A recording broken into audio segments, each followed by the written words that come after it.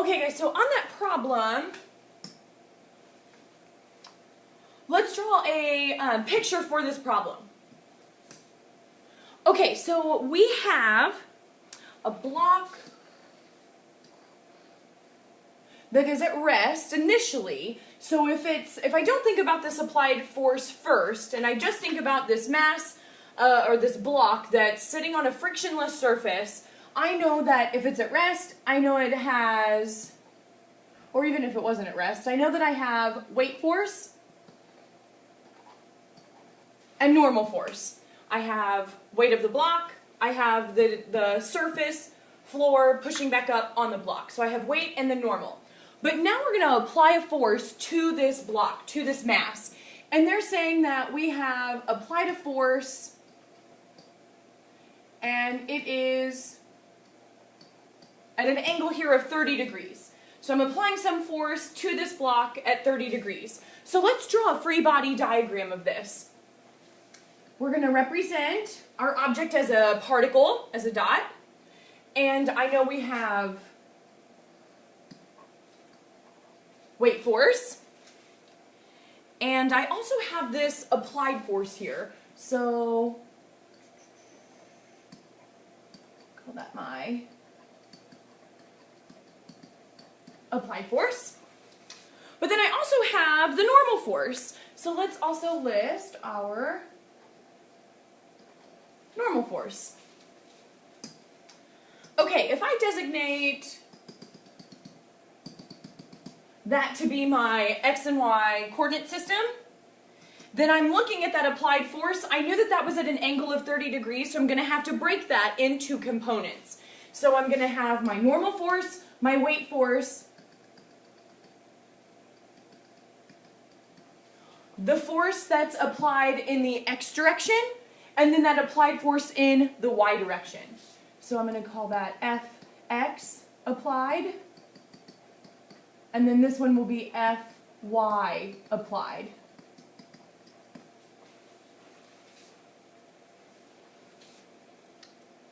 Just redraw that.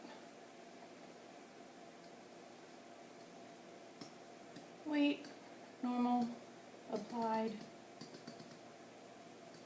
So Fx, we'll just call it A for applied, Fy, A. And that's just the overall force. Okay, so this is what I'm looking at for my free body diagram here. And I know that this block is moving I know that when I move this block, it's just going to move along the surface, which means that it's moving in a horizontal manner. So if I'm thinking about that, I know then that the direction of the motion is in the x direction, because it's just going to keep sliding along this surface. And I want to look at my free body diagram here. The only force that I have, according to my free body diagram, that's moving in the x direction would be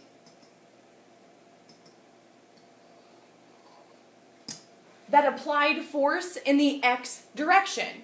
So it's only a component of this applied force that's really going to unbalance the state of rest of my block to make it move or slide across that horizontal surface. So if I wanted to find, in part A, like they said, what's the magnitude of the block's acceleration, I really want to only think about then the force in the x direction of that applied force here, because this is the force that's going to be moving that block. This is my unbalanced force here in that x direction. So if I wanted to find the force in the x direction of that applied force, we know that that angle was 30 degrees. We know that that hypotenuse of the force was 10 newtons.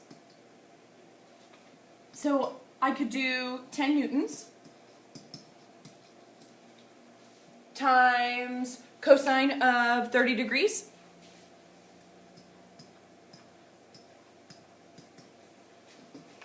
So if we do that, we should get 8.66 newtons.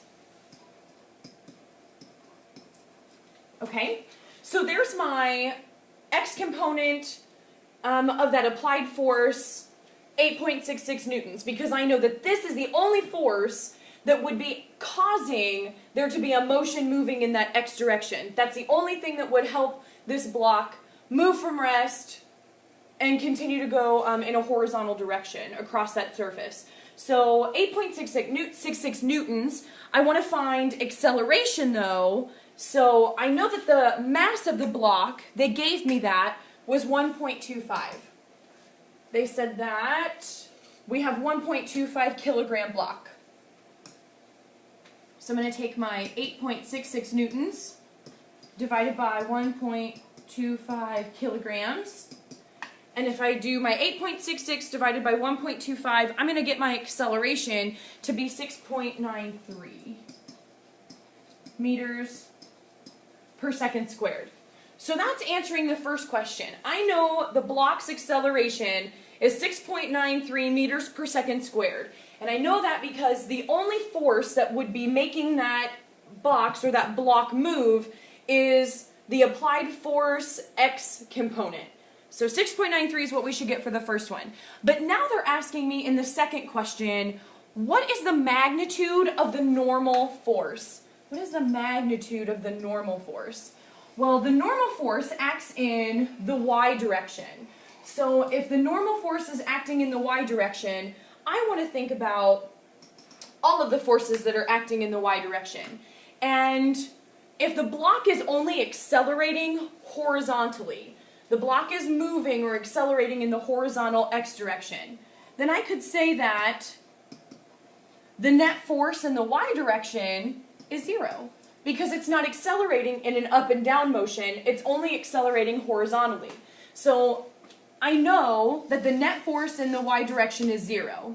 And let's go ahead and figure out all the forces that we have in that y direction. So we would have the normal force, and that would be positive since we can designate this being in the positive y direction. I have the weight force, so we could go ahead and say the normal minus the weight force. But I also have this y component of that applied force. So let's say, and that would be distributed down, so that would be minus the force, that applied force in the y direction. Okay, so they're asking me though to find an actual magnitude of the normal force. And we have a lot more pieces here. We can start to plug some stuff in.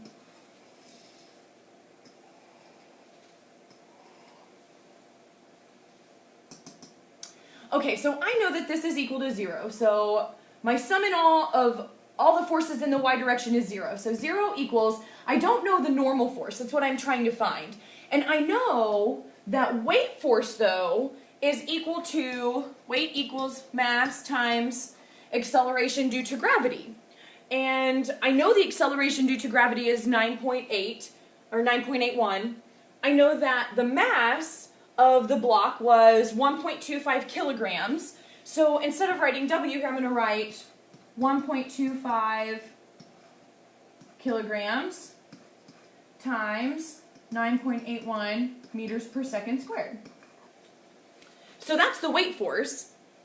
But then I also have this applied force, but it's the y component. So I can also find the magnitude of that force because I know the angle here was 30 degrees. I know the hypotenuse was 10 newtons. So if I wanted to find the force of that applied force in the y direction, I could do the 10 newtons times sine of 30 degrees, and that would give me my applied force in the y direction. So let's add that one here. So minus 10 newtons. Running out of room, guys. 10 newtons times sine 30. No, it's cutting off. There we go. Okay, so I have my 10 newtons times sine of 30 degrees here. So I have everything that I need to know here to just solve for the normal. So if I do my math,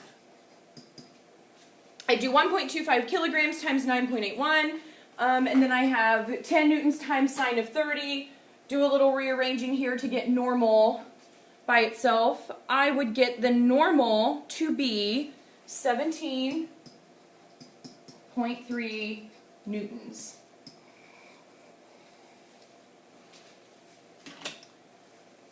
Okay, so on this problem, they're wanting us to figure out that when they're asking us the block's acceleration, I have to think about all of the forces and which force is really causing, which one is my unbalanced force, which one is making that block start to move, so, or accelerating the block. And the only one that we have, if it's moving in that horizontal direction, would be that applied force in the x direction. And then we figured out then the acceleration for that one, which was 6.93 meters per second squared. The next question, though, is asking me to find the magnitude of the normal force. And to do that, I needed to know that if the block is only accelerating in the horizontal direction, then that means it's not accelerating in the vertical direction or the y direction. So then all of the forces in the y direction, the net force there, would have to be equal to 0. And I knew that here, I designated that here, the sum of the forces in the y direction, 0. And then I'm going to say all of the forces, I'm going to write an equation that relates all of the forces together. So I have my normal force, and that would be minus the weight force because they're acting in opposite directions, and then also subtracting that applied force but only in the y direction, that component. We could solve for weight, we could solve for that applied force in the y direction, we know the sum was 0, so then we could figure out the normal. On your last slide, guys, that I wanted you to look at,